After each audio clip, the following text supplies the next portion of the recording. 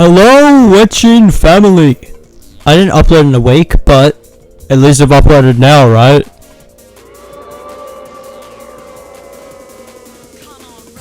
Hey, at least I make videos, yeah, that's right. I'm nothing like y'all.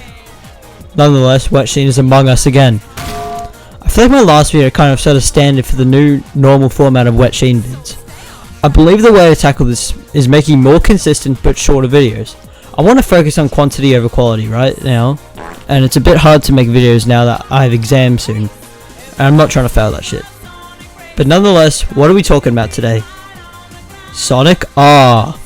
In my last video, I talked about the newest Sonic racing game. What if I talked about the oldest Sonic racing game? And no, the stupid 1-bit Sonic racing games don't count, bro. What is that even to talk about in this shit? Yeah, so we'll skip over to Sonic R because that's the one nobody talks about.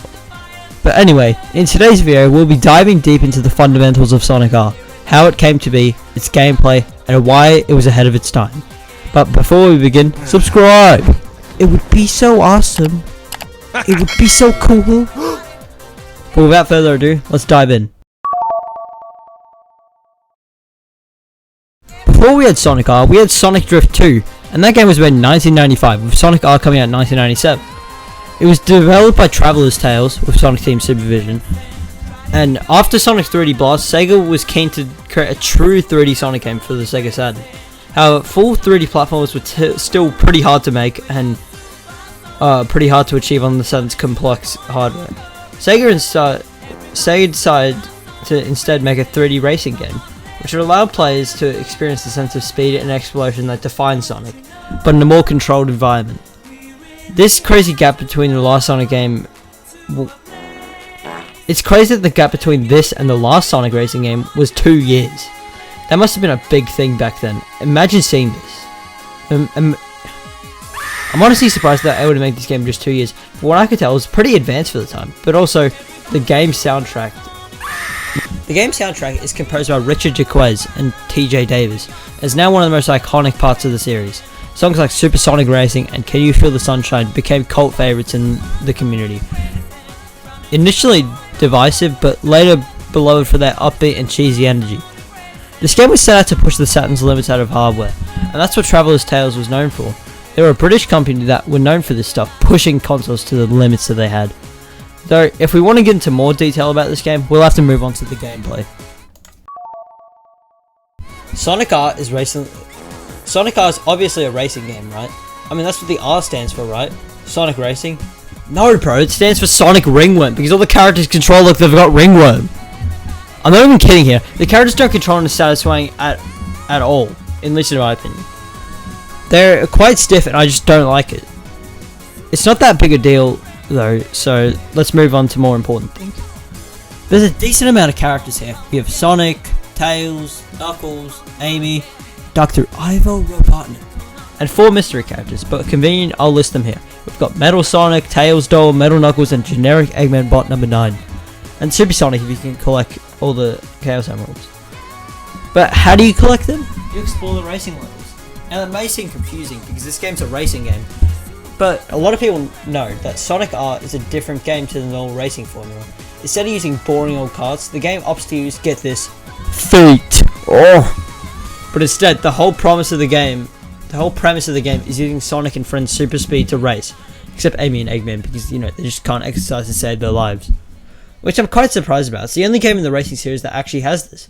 I mean, Sonic's whole thing is going fast, and they only tried this once. Seems a bit stupid in my opinion. Maybe they should make another one with this style, because I can really see the potential. But since you're able to run around, obviously you're able to go wherever you want. This gives a lot of freedom to do whatever we actually want. There's so much to explore throughout the levels, which is awesome. But you may be wondering, why would you be exploring? You would just lose the race, because you aren't actually focusing on it. Yeah, that's normally true, but Sonic R is a different beast. It's nothing like y'all. The AI race is rubber band in ways that allow you to actually explore while racing. It's great. Every level has many different winding paths and shortcuts throughout them, which is actually a really great idea. Just like the real Sonic games. Go higher to go faster and go lower to go slower. There's 5 racing tracks in the level, which are called Resort Island, Radical City, Regal Ruin, Reactive Factory, and Radiant Emerald. Kinda weird how they all start with an R, but whatever. each have their own defining features. Resort Island is your normal beach level like Green Hill. Radical City is kind of reminiscent of the Sonic CD future segments in like the bad future, if you know what I mean. Regal Ruin is a temple level, Reactor Factory is a factory of course, and Radiant Emerald is just Rainbow Road but for Sonic. This honestly is a decent lineup. There's loads of diversity in this roster and I think it's good for a 90s game. Also the character you choose is actually something that matters. And I'm not talking about the stats make you slightly better at doing things, Tails is slightly better at being a dickhead. No. If you play Sonic, you're slightly faster and you have a double jump. Tails flies who knows how high. Knuckles can climb and glide. Amy floats above water in her car. A-Man was too fat to think of something, so he just stole Amy's ability. Though he can also shoot missiles, so let's just call that his ability. And the other 5 always just float off the ground. Going back to what I said in the rubber banding part, since you have these abilities, it's easy to actually stay in the race. This brings a lot more interest into the game. Having characters use their abilities from the mainline games gives it more of an opportunity to be unique. I really honestly like this game for its gameplay. Even though the controls aren't ideal, they make up for it in a lot of cool different ways. From the abilities to the maps, I think this game delivers a massive package in terms of fun. I mean, do you even have to question me anymore? Sonic R reinvented the Sonic racing formula in one of the best ways it could. And not to mention, this game literally came out 2 years after the last one, which looked like this. I mean, how much of an evolution this is. I'd die on this hill that Sonic R is a great game. And all these people saying this and that, shut up bro, you're sitting in a rat race, you need to escape this matrix. You are stuck in this line copying everyone else. I'm nothing like y'all. Thank you all for watching the video. I appreciate the support and I hope to see you soon, but no promises. So, if a lot of you have seen my Sonic Lost World video, you'd know that for some reason in Act 2 of Lava Mountain, there was just like this weird long break. Yeah, well, I'm not really sure what happened here, but here's what I originally was supposed to say. So you know how during Sky Road I said I'd rather do the underwater grind rail level? Yeah, well, I didn't actually mean it, game. Why'd you have to do me so dirty? Do I really have to? Fine. This level is just the Tropical Coast one, except the water is slightly more red. That's it. It's the same music, the same assets, the same everything. It's just harder and has purple water. What do you want me to say? I can't write a long essay about every level, can I? Well, actually, there is something that makes this level slightly, like a tiny bit better. During this version of the level, there's a few segments where you actually platform using the grind rails, which makes it a bit more engaging and interesting. So that's a plus. But do you really want me to say that makes the level good? No, the level isn't good. We're in the active game showing us how alone Sonic is now.